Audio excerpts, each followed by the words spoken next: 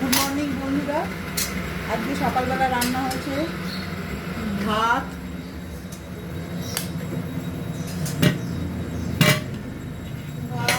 শাক, ডাল, ডাল, শাক, শাক আর কলমি শাক ভাজা, মাছ।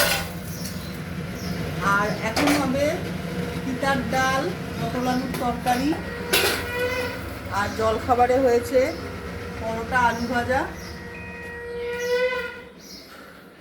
গরমে আর ভালো লাগছে না খাবার দাবার, শুধু মনে হচ্ছে টক ডাল দিয়ে ভাত খাই।